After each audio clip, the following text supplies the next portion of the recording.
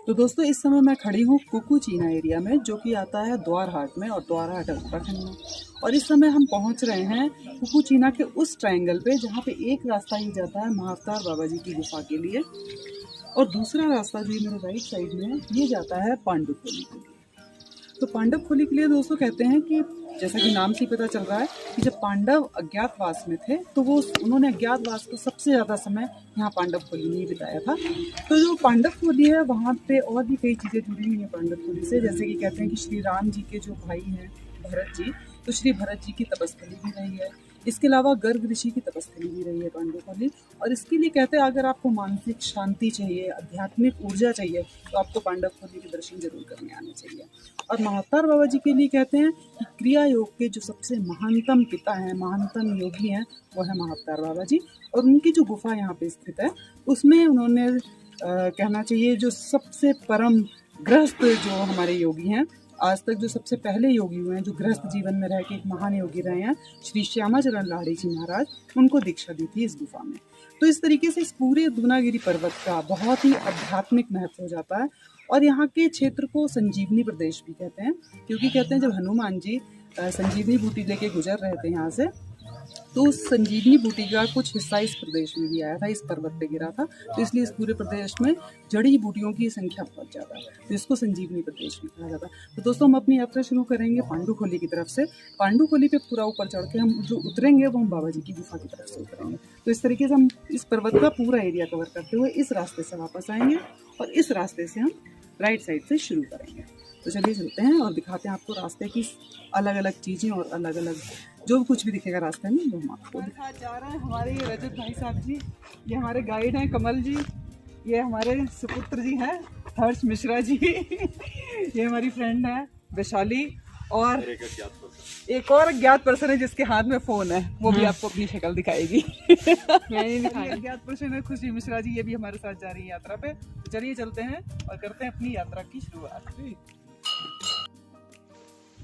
दोस्तों सबसे पहले तो मैं आपको ये बताना चाहूँगी कि पूरा दूनागिरी पर्वत एक आध्यात्मिक शक्ति से बंधा हुआ है, और इस पूरे पर्वत के एक एक क्षेत्र पे एक इतनी अलग तरीके की आध्यात्मिक शक्ति है जिसे कहना चाहिए वो बहुत ही असीम है।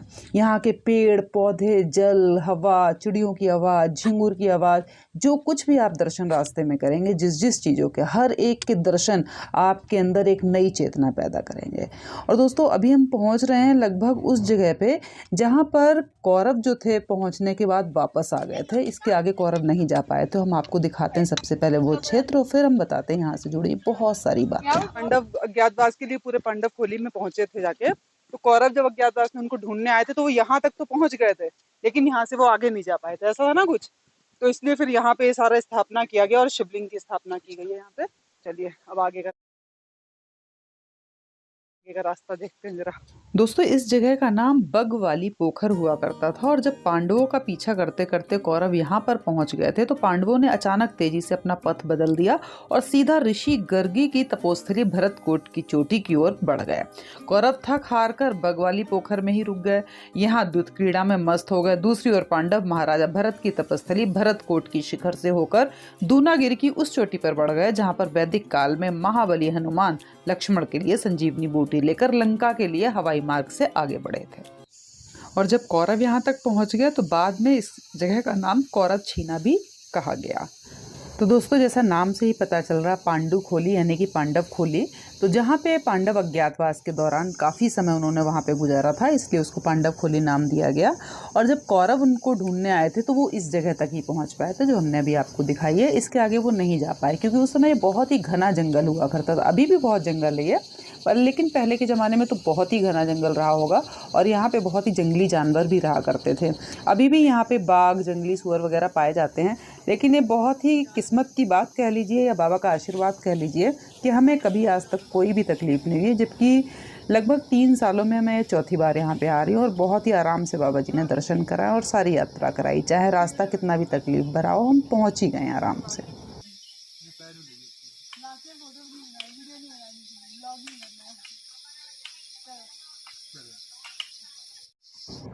दोस्तों स्वर्गपुरी पांडुखोली के दर्शन और उसके बाद बाबा जी की गुफा के दर्शन बड़े ही विरले लोगों को मिल पाते हैं, और जिनको भी मिलते हैं उनको सिर्फ मानसिक शांति नहीं मिलती बल्कि वो आध्यात्मिक चेतना को भी पूर्ण रूप से विकसित कर पाते हैं। इसीलिए ये क्षेत्र महापुरुषों का प्रिय स्थल रहा है। यहाँ पर्यटक जो हैं वो सिर्फ 180 अंश तक विस्तृत इस विराट हिमालय के नयनाभिराम दर्शन के लिए नहीं आते, बल्कि वो यहाँ आते हैं मानसिक शांति व आध्यात्मिक चेतना को पूर्ण रूप से विकसित करने के लिए। त्रेता युग में श्री राम के अनुज भरत ने भी इस क्षेत्र में तपस्या की थी, इसीलिए इसको भरतकोट या भट्टकोट भी कुछ लोग कहते हैं। और वाल्मीकि रामायण के अनुसार कहा जाता है, न राजा यत्र पीड़ा स्यान्यान श्रमाणाम विनाशनम स देशो दृश्यताम सौम्य नापराध्याय महे यथा अयम कारुपथो देशो रमणीयो निरामया अंगदम पश्चिमाम भूमिम चंद्रकेतु मुखम। अर्थात श्री राम अपने अनुज भरत को आदेश देते हैं कि लक्ष्मण के पुत्र अंगद व चंद्रकेतु को ऐसा राज्य प्रदान करना है जहां उन्हें कोई कष्ट ना हो। तब भरत हिमालय अंचलों में भ्रमण करते हुए उत्तराखंड के विषय में श्री राम को बताते हैं कि ऐसा क्षेत्र मिल गया है, कम आबादी का वह क्षेत्र विघ्न बाधा रहित है। यानी कि वो पांडवखोली की बात करते हैं, इस पूरे एरिया की बात करते हैं। और ये जगह दोस्तों द्वारहाट से लगभग 25 किलोमीटर की दूरी पर दूनागिरी मार्ग पर स्थित कुकुचीना से बांज बुरांश के हरे भरे घने वनों से उत्तराभिमुख पैदल मार्ग पर ऊंचाई की ओर लगभग 5 किलोमीटर की यात्रा करने पर पहुंच पाते हैं हम वहाँ पे। और ये समुद्र के सतह से लगभग 9000 फीट ऊंचा क्षेत्र है, जिसे हम पांडुखोली के नाम से जानते हैं, जो कि पूरी दुनिया में बहुत चर्चित जगह है क्योंकि आध्यात्मिक रूप से इसकी बहुत महत्ता है। दोस्तों इस पर्वत को, दूनागिरी पर्वत को ब्रह्म पर्वत भी कहा जाता है क्योंकि कालांतर में महाअवतार बाबा जी ने इसी स्थल से वैदिक संस्कृति से जुड़े क्रिया योग को पुनर्जीवित किया था। चूँकि ये पर्वत शिखर ब्रह्म ज्ञान कराता है, इसलिए इसे फिर ब्रह्म पर्वत कहा जाने लगा। तो दोस्तों अब हम आपसे बात करते हैं, अभी हमने आपको भरत के बारे में बात की थी कि किस तरह से भरत जी ने वहाँ पे तपस्या की, और अब हम आपसे बात करेंगे महर्षि मुनि गर्ग जी के बारे में। या फिर चाहे गुरु द्रोण रहे हों, उन्होंने भी यहाँ पे तपस्या की, ऋषि गर्ग ने भी यहाँ पे तपस्या की। तो तमाम ऋषि मनुष्यों की तपस्थली ये रही है। हमारा ये पूरा पर्वत जो है पूरा तपोवन कह सकते हैं आप एक तरीके से इसको। तो आध्यात्मिक व धार्मिक नगरी के साथ ही 7वीं सदी के बाद अनूठी स्थापत्य कला की प्रयोगशाला भी रही। और दोस्तों अब हम पहुंचने वाले हैं पांडवखोली के पास में ही, बस बहुत थोड़ा सा रास्ता रह गया है और अब हमें सामने ही दिखाई देने लगा है पांडवखोली का पहला गेट। दोस्तों यहाँ पे 3 गेट हैं, पहले गेट पे हम पहुंच गए हैं और बाकी के 2 गेट बहुत पास में ही हैं।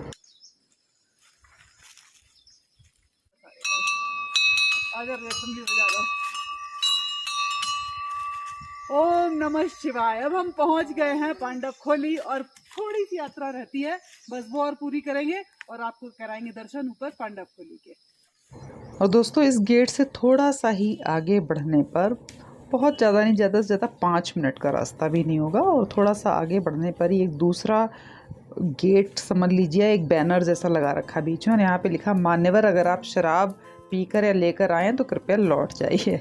और ऊपर ये बोर्ड पे लिखा है स्वर्गपुरी पांडवखोली। और इसके जस्ट आगे देखिए पूरा पर्वत की चोटी पर इतना बड़ा, इतनी दूर तक फैला हुआ विशाल मैदान, मतलब अपने आप में एक चमत्कार है। और इसको दोस्तों कहते हैं भीम की गुदड़ी।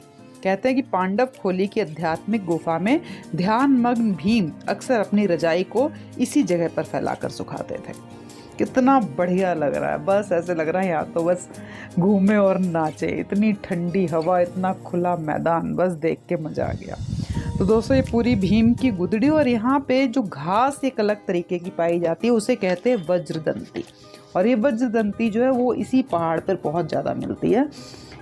और अब ये आ गया पांडवखोली का तीसरा और आखिरी गेट। अब हम पहुँच गए हैं पांडवखोली के अंदर, मतलब मेन गेट के बाहर।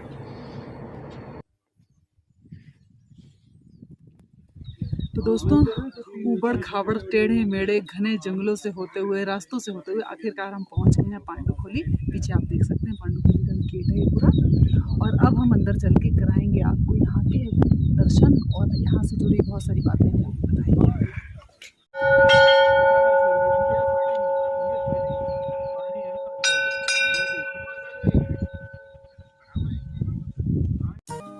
और देखिए दोस्तों, गेट से अंदर आने पर अंदर का नज़ारा क्या है ये देखिए।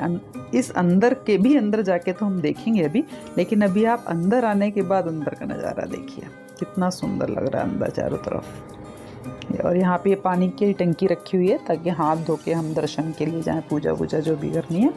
और ये सारे पेड़ों को कितना अच्छे से कलर किया है, वो मंदिर है सामने। चलिए देखते हैं आगे बढ़ के। तो दोस्तों सबसे पहले तो हम चलते हैं यहाँ पे, आपको एक धूना का दर्शन कराते हैं। बहुत ही पवित्र जगह ये लगती है मुझे।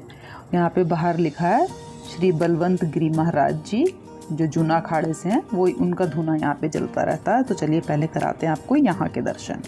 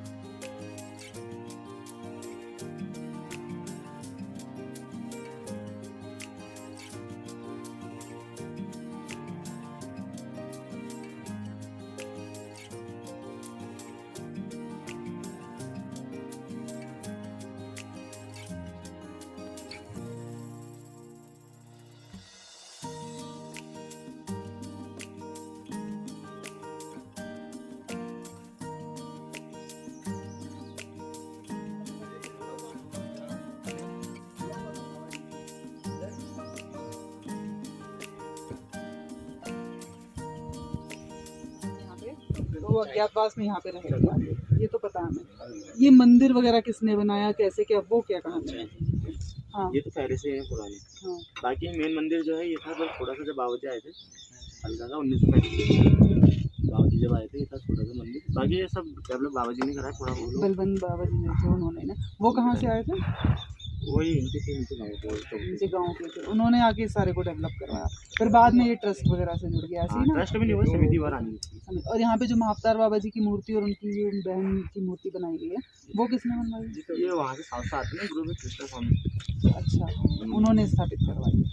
अच्छा अच्छा, ये बात है। बाबा जी के टाइम पे तो काफी कम था, मतलब एक ये था किचन, हाँ, ये भी आधा था, टूटा फूटा टाइप का। हाँ। एक सामने उनका धुना था, धुना भी छोटा ही था मतलब। बाकी जो यहाँ के अध्यक्ष सर आने थे हरीश लाल साहब, उन्होंने ही करा सब डेवलपमेंट। हरीश लाल साहब वो यहाँ के अध्यक्ष हैं, ट्रस्ट के मतलब अध्यक्ष हैं। हाँ, ट्रस्ट नहीं, ये कमेटी है। कमेटी। अच्छा, तो उन्होंने फिर ये सारा मेंबर हूँ कमेटी का। अच्छा, आप भी मेंबर? हाँ, मैं भी सेक्रेटरी हूँ कमेटी का। अच्छा, तो आप लोगों ने सबने मेंबर करवाया था। अच्छा, दूसरी बात ये जो ये हर्बल टी आप यहाँ पे जो भी आता सबको पिलाते हो? जी हाँ, ये प्रसाद हुआ ना। हाँ, प्रसाद है। इसमें क्या क्या क्या मिलाया, मतलब क्या जड़ी बूटी होती है? इसमें 28 जड़ी बूटी है। 28 जड़ी बूटी इसके अंदर? हाँ, कुछ तो यहाँ होती है, मतलब 12 बंदे जड़ी बूटी है, कुछ बाबूजी लाते हैं हमारे बाबूजी। अच्छा, वही बनाते हैं इसको, इसलिए इसको प्रसाद के रूप में देते हैं सबको। बाकी जिसको चाहिए होती है शॉप में वगैरह में भी रखते हैं, बाहर जाते जाते हैं। और ये देखिए, ये लिखा है यहाँ पे द्वारहाट ब्लॉक की अंतिम दुकान, मतलब ये द्वारहाट की अंतिम दुकान है। हाँ, अंतिम हुआ है, जैसे क्योंकि अब यहाँ पे तो द्वारहाट खत्म हो जाता है, है ना? जैसे बद्रीनाथ में है लास्ट, माना गांव में ना लास्ट चाय की दुकान वैसी है, लास्ट दुकान। यहाँ से पार वो लग जाता है ना सोमेश्वर। क्या करते हैं? सोमेश्वर लग जाता है, सोमेश्वर को आसानी। हाँ हाँ, तो दूसरा एरिया लग जाता है, द्वारहाट यहीं तक आता है।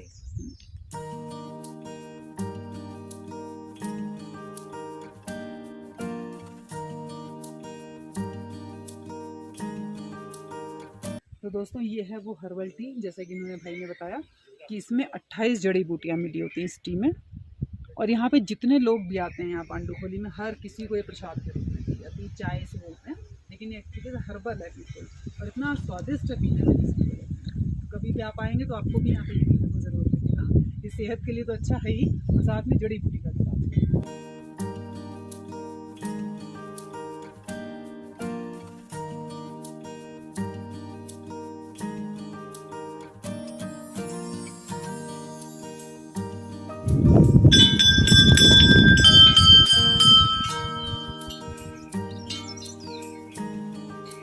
देखिए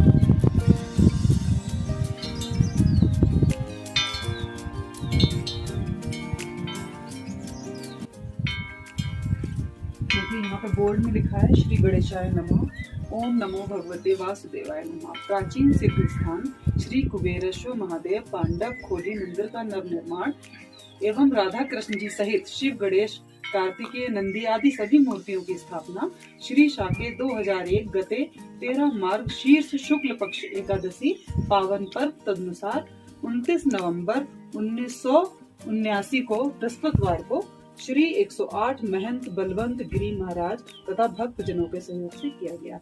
बलवंत महाराज जी वही जिनका भी आपने धूना देखा था वहाँ पे, तो उन्होंने यहाँ पे थोड़ी सी स्थापना करवाई थी।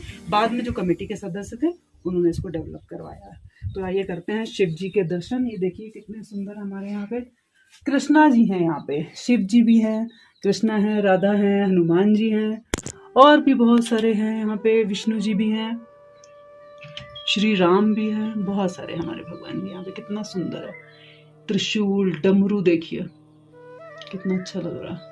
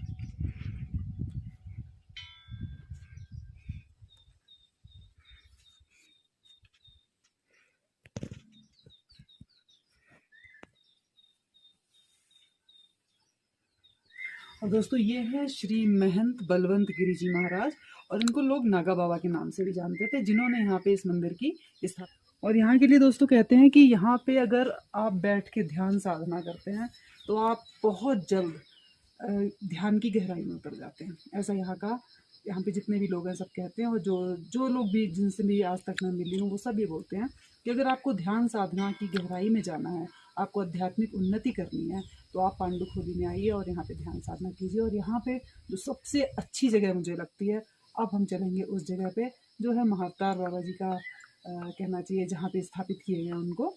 वहाँ पे बैठ के अगर कोई ध्यान साधना करता है तो मुझे ऐसा लगता है कि वो बिल्कुल परम अवस्था में पहुँचने लगता है। मेरा खुद का एक्सपीरियंस रहा उस जगह का। तो चलिए अब कराते हैं आपको उस जगह के दर्शन।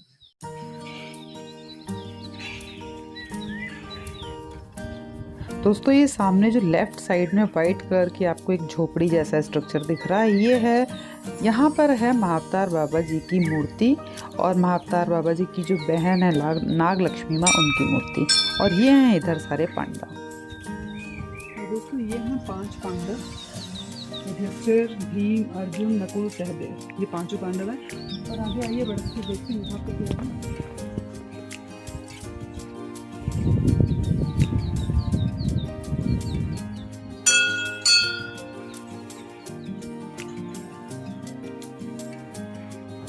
और ये मूर्ति है योगी S.A.A. रमैया की, जो कि बाबा जी के डायरेक्ट डिसाइपल कहे जाते हैं।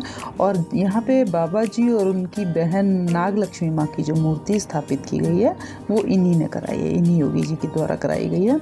और देखिए यहाँ पे एक शिवलिंग कितने अलग तरीके का पूरा बना हुआ है, और साथ में नागदेव की भी मूर्ति बनी हुई है।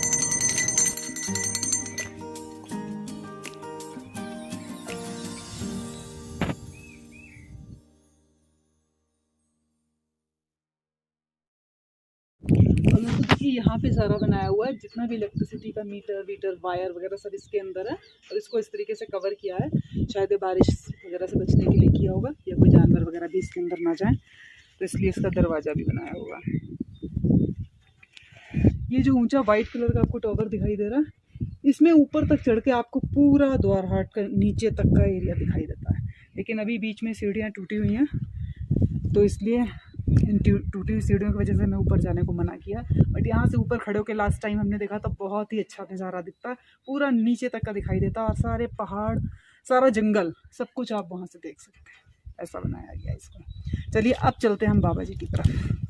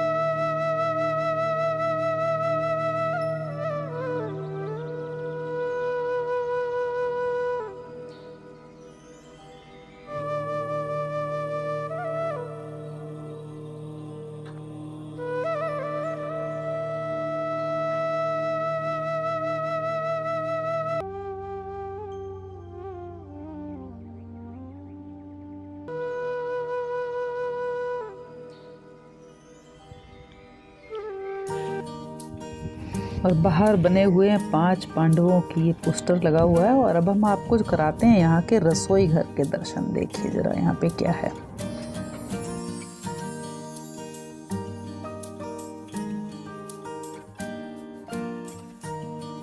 यहाँ पे चूल्हे पे ही बनाते हो ना सारा खाना, और फिर धुआं धुआं। अच्छा ये ऊपर चिमनी बना रखी है धुएं के लिए। लकड़ी की सारी लकड़ियाँ,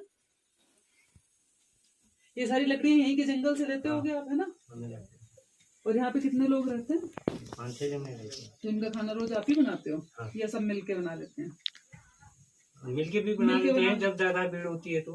अच्छा, कई बार आश्रम के लोग भी आते हैं, ऊपर कुछ होते हैं, उनके लिए भी बनाते हैं। हाँ। तो आप ही लोग बना देते हैं ना उनके लिए भी। आपका नाम क्या है? अम्बादत्त। 6 साल से। 6 साल से। कहाँ से हैं? वैसे द्वारहाट से ही है। हाँ। तो यहाँ पे रहते हैं, फैमिली वगैरह आपकी गांव में काम करते हैं। अच्छा, तो फिर आप रोज आते जाते हैं यहाँ पे? नहीं, यहीं रहते हो? 15 दिन में, 20 दिन में, महीने में घर का काम होता है तो चले जाते हैं। हाँ, तो यहीं पे आ जाते हैं। तो ये जो यहाँ पे जो धूना है बनाया आगे, तो यहाँ पे कौन करता पूजा रोज? पूजा भी हम ही लोग करते हैं। तो उसमें जो लकड़ी जलती है वो आप ही लोग फिर आगे जलाते रहते हैं, या कोई यहाँ पे साधु संत वगैरह आते रहते हैं? साधु थे, वो बाहर गए हुए हैं ना अभी। अच्छा, बाहर गए हैं, तो उनकी एब्सेंस में आप लोग उसको देखते हो सारा? हम ही करते हैं, आप ही करते हैं। चलो मैं बुला लेती हूँ सबको, खाना खा लेते हैं, लेट क्यों करना। ये रूम यही लोग रहते हैं ना जो ये खाना वाना बनाते हैं। इसी में बैठ के, पिछली बार याद है हमने इसी में बैठ के चाय पी थी बारिश में भीग के पूरा। चलिए अंदर इन्होंने वो लकड़ी इसलिए जला रखी होगी गर्मी के लिए। सामने। और दोस्तों आश्रम के पीछे की तरफ हम जब पहुंचते हैं, इस मंदिर के पीछे की तरफ, तो ये राइट साइड में जो आपको रास्ता दिख रहा है वो है यहाँ पे जो ध्यान साधना करने के लिए, और लेफ्ट साइड में सारी जो आपको घर जैसे दिखाई दे रहे हैं ये इनके गेस्ट हाउस हैं। अगर आप पांडव खोली में आए और रुकना चाहें तो यहाँ पे रुकने की भी सारी व्यवस्था होती है। तो देखिए यहाँ पे कितना सुंदर सा इन्होंने पीछे बना रखा है, देखिए कितना अच्छा घर लग रहा है। और ये है यहाँ पे ध्यान करने के लिए एक स्पेशल जगह बनाई गई है जिसे कहा गया है तपोवन। इसके पीछे की तरफ आप जाके बैठ के एक पहाड़ी बना रखी है, एक छोटा सा घर जैसा स्ट्रक्चर बना रखा, वहाँ बैठ के ध्यान करने से सारी हरियाली भी दिखती है, बहुत ठंडी हवा भी आती है, और आपको अपने आप में एक बहुत अलग अनुभूति प्राप्त होती है। एक अलग सा एरिया पीछे की तरफ ये बना रखा है सारा, जहाँ जो स्पेशल मतलब ध्यान साधना के लिए। पता नहीं, देखो ये लकड़ी क्यों पकड़ रहा है? यही सारी लकड़ी। हाँ क्यों ये लकड़ी पकड़ने को क्या सीखा आप? हाँ दे दो मुझे, नहीं देना। वो छोड़ेगी नहीं। ये दूसरी लकड़ी फेंको, दूसरी लकड़ी। एक ही पकड़ के रखो, दूसरी तो पकड़ ही नहीं पाएगा। पकड़ लिया, शाबाश शाबाश शाबाश। और यहाँ की रसोई में हमें मिला है खाने को चूल्हे के बने हुए चावल, पापड़ और भांग की चटनी। हाँ चटनी मिलेगी, वही मिल जाएगी। लेकिन इन्होंने बताया कि ये भांग वो वाली भांग नहीं है, दूसरी टाइप की कुछ पत्तियाँ जो चटनी के लिए यूज़ की जाती हैं यहाँ पे।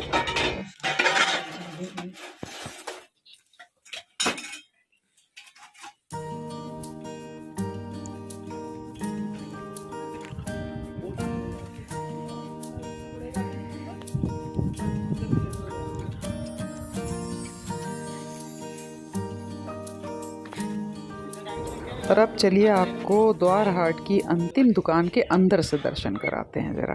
ये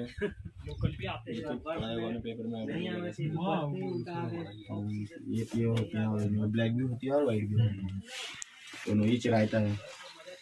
ये त्वचा संबंधित बीमारी और प्लस एंटीबायोटिक।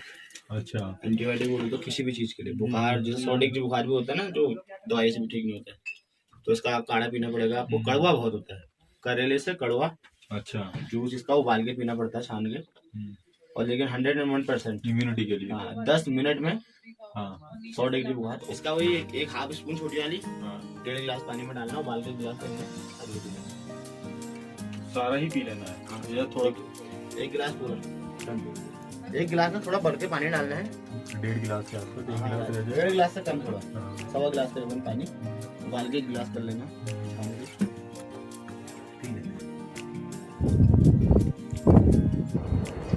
अब हम आ गए हैं पांडवखुली से बाहर और अब हम पहुंच गए हैं भीम की गुदड़ी की तरफ वापस, जो कि है पर्वत की चोटी पर एक विशाल मैदान। और दोस्तों अब ये जो सामने आपको बड़ा सा गड्ढा दिखाई दे रहा है, इधर रास्ते से हम आए थे पांडवखुली के लिए, लेकिन हम अब वापस जा रहे हैं लेफ़्ट साइड से बाबा जी की गुफा की तरफ, जो कि रास्ता है बहुत ही खतरनाक। अभी तक हमने जो रास्ता तय किया था दोस्तों वो कॉमन था, नॉर्मल था, लेकिन अभी जो रास्ता है वो बहुत ही डिफ़िकल्ट होने वाला है, उतरने वाला जो इधर से रास्ता है वो।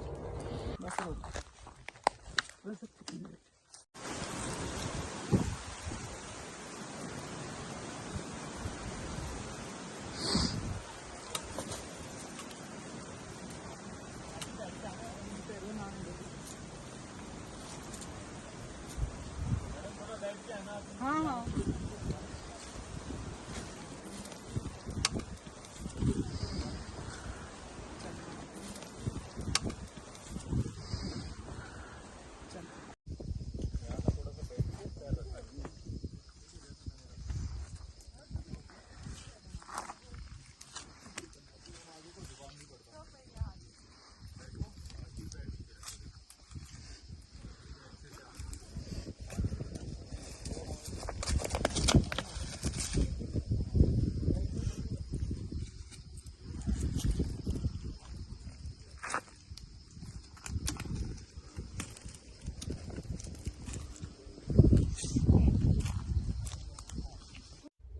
दोस्तों ऐसे कई लोग हैं जिनके बारे में दावा किया जाता है कि वे हजारों वर्षों से जीवित हैं। अश्वत्थामा, हनुमान जी, जामवंत, विभीषण जी, परशुराम, महर्षि व्यास, कृपाचार्य, राजा बलि, ऐसे बहुत सारे लोगों के नाम आते हैं। उसी प्रकार महाअवतार बाबा जी के बारे में कहा जाता है कि वे पिछले 5000 वर्षों से जीवित हैं और हिमालय की एक गुफा में आज भी उन्हें देखा जा सकता है। तो आइए चलते हैं उस गुफा की तरफ और रास्ते में देखते जाइए, आप सारे रास्ते को देखते जाइए कि वहाँ तक पहुँचने का रास्ता कितना डिफ़िकल्ट है और कितना अध्यात्म से भरा हुआ, इतना सुंदर पक्षियों की आवाज़ें, पेड़ों की आवाज़ें, हवाओं की आवाज़ें, पत्थर, इतना सुंदर है चारों तरफ का नज़ारा। थोड़ा सा डिफ़िकल्ट है उतरना है ऊपर से, लेकिन बहुत ही अच्छा लगता है यहाँ पे। मैं जितनी बार भी आती हूँ मुझे उतनी बार अच्छा ही लगता है, चाहे कितनी भी मुश्किलें आती हैं, बट बड़े आराम से निकल जाती हैं।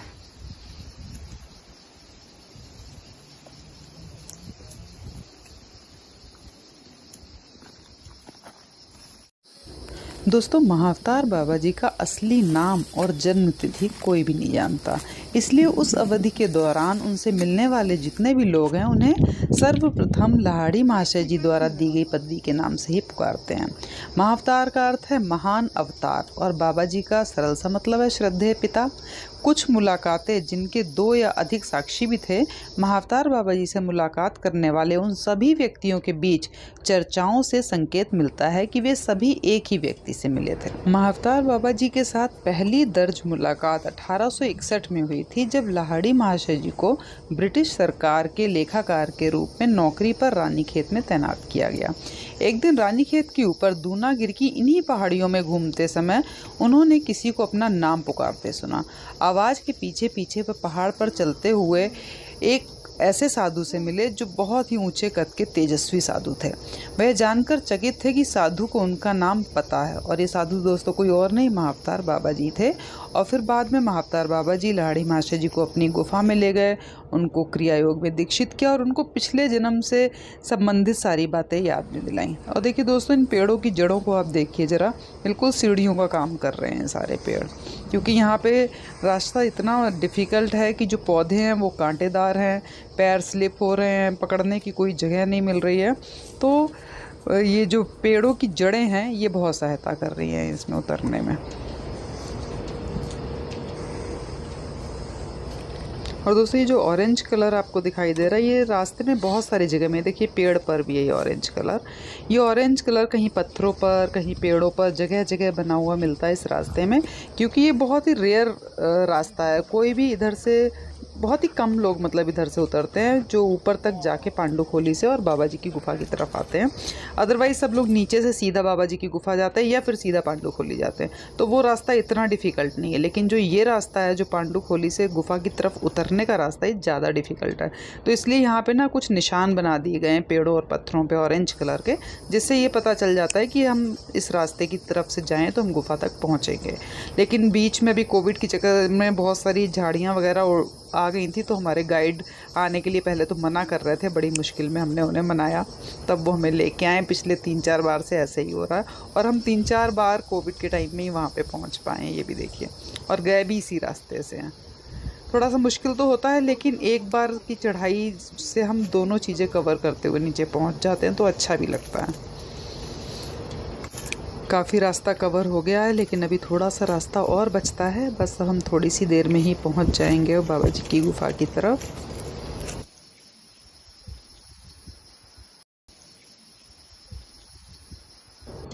और देखिए दोस्तों, यहाँ पे भी ऑरेंज कलर का निशान बना हुआ है पत्थर पे। ऐसे ही बहुत सारे निशान रास्ते में आपको मिलते जाएंगे पेड़ों पे और पत्थरों पे, जो कि आपको रास्ता बताते जाते हैं वहाँ तक पहुँचने का।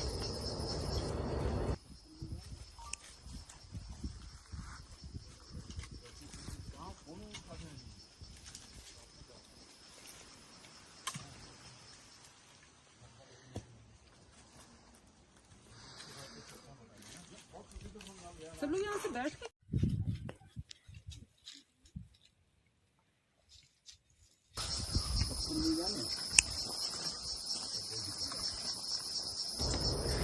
तो दोस्तों, जैसे तैसे रास्ता बनाते हुए, कुछ कुछ समझते समझाते हुए बस बढ़े जा रहे हैं। बहुत ही डिफ़िकल्ट है रास्ता, लेकिन हम बढ़ रहे हैं और बाबा जी हमें बढ़ाए जा रहे हैं, ये कहना चाहिए।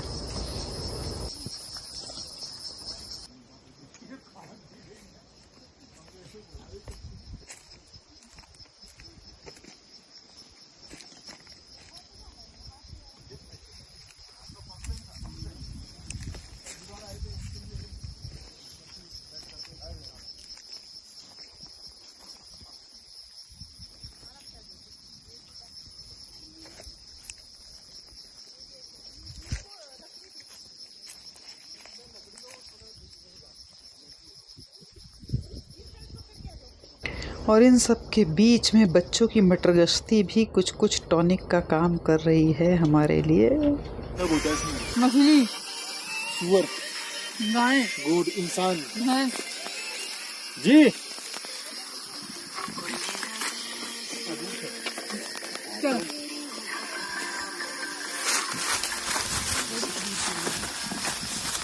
चल लोग गिराए 3 लोग छोड़ दिया।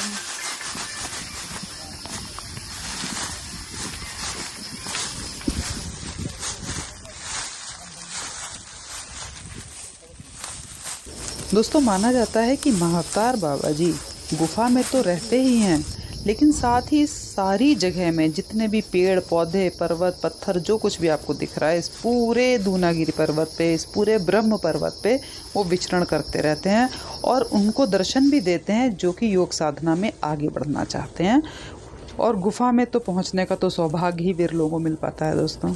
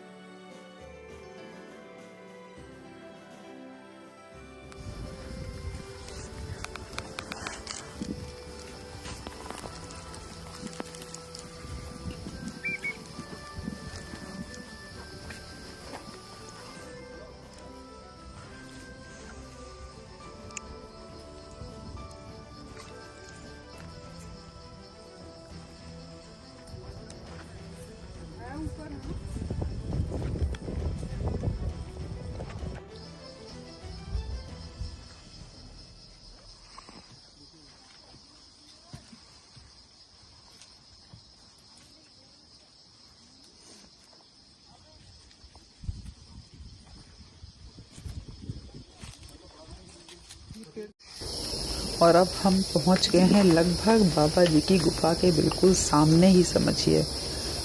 दूर से दिखाई देने लग गई है मुझे अपनी गुफा और हमारे गाइड भैया पहुंच चुके हैं दरवाजे के बाहर, दर्शन कर रहे हैं। और अब हम पहले आपको गुफा के दर्शन कराते हैं, फिर उसके बाद हम अंदर बैठेंगे थोड़ा बाबा जी के पास जाके। जय बाबा जी, जय बाबा जी, जय क्रिया बाबा जी नमः ओम, ओम क्रिया बाबा जी नमः ओम, ओम क्रिया बाबा जी नमः।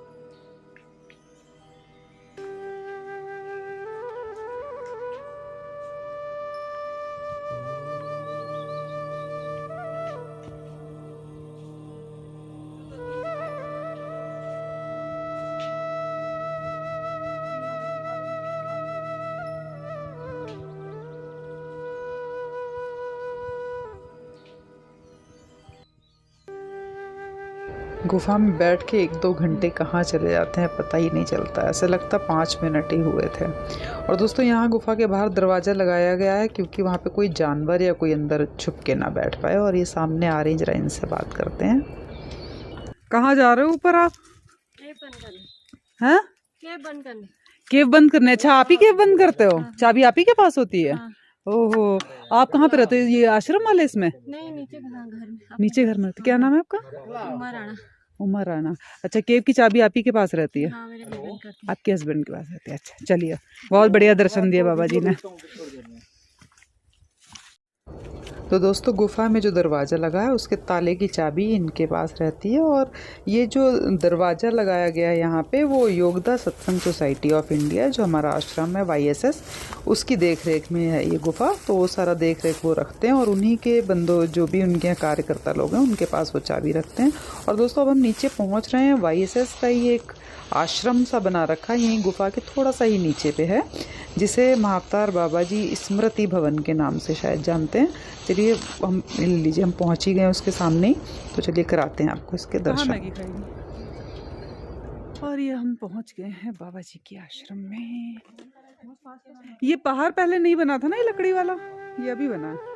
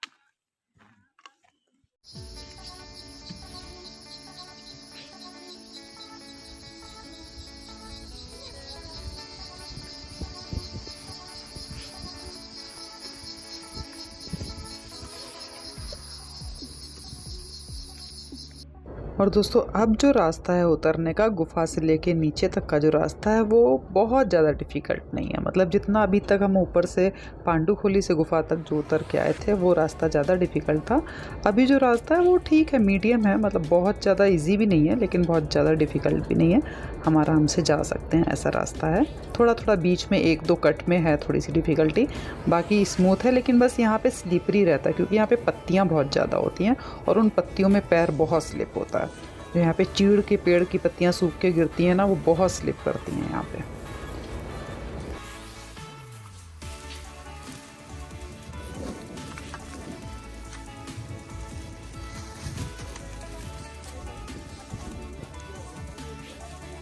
ये बोर्ड पे लिखा है वे टू बाबा जी केव, बाबा जी की गुफा के जाने का रास्ता, जो कि हम अब उतर रहे हैं। तो हम इसको पीछे छोड़ते जा रहे हैं और जो ऊपर चढ़ के आएंगे उनके लिए ये इंडिकेटर का काम करता रहता है। जगह जगह पे लिखा हुआ, ये देखिए यहाँ पे भी लिखा है बाबा जी के, जगह जगह पे ऑरेंज कलर पेड़ों में और पत्थरों में, तो ये सारे निशान बने हुए हैं गुफा तक आराम से पहुँचने के लिए।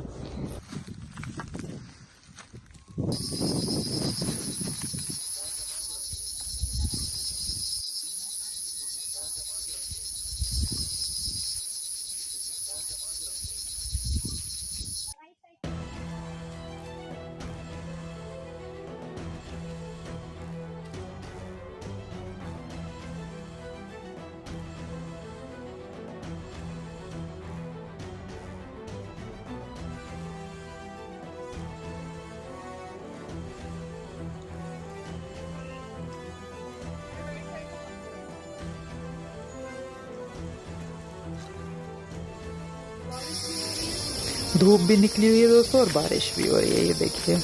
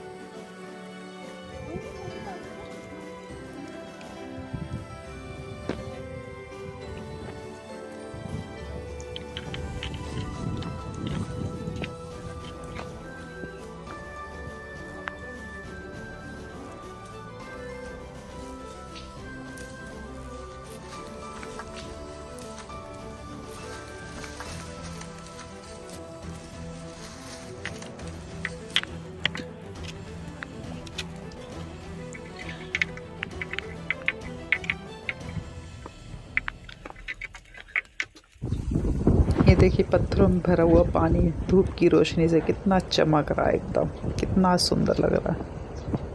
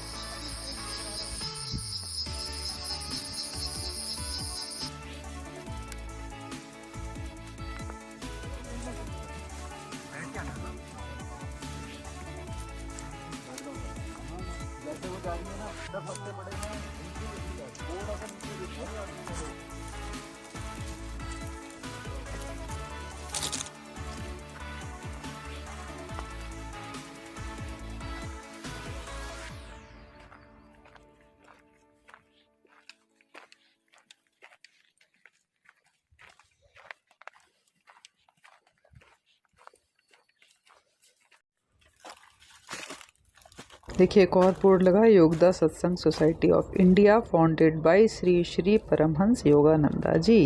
इसका मतलब हम बस नीचे पहुंचने वाले हैं, क्योंकि ये बोर्ड बिल्कुल स्टार्टिंग में लगता है जब हम इस साइड से चढ़ते हैं। देखिए हम पहुंच रहे हैं नीचे की तरफ, क्योंकि सामने हमें कुछ लोग दिखाई देने लगे हैं, कुछ घर छोटे से दिखाई देने लगे हैं, तो इसका मतलब हम बिल्कुल पहुँचने वाले हैं।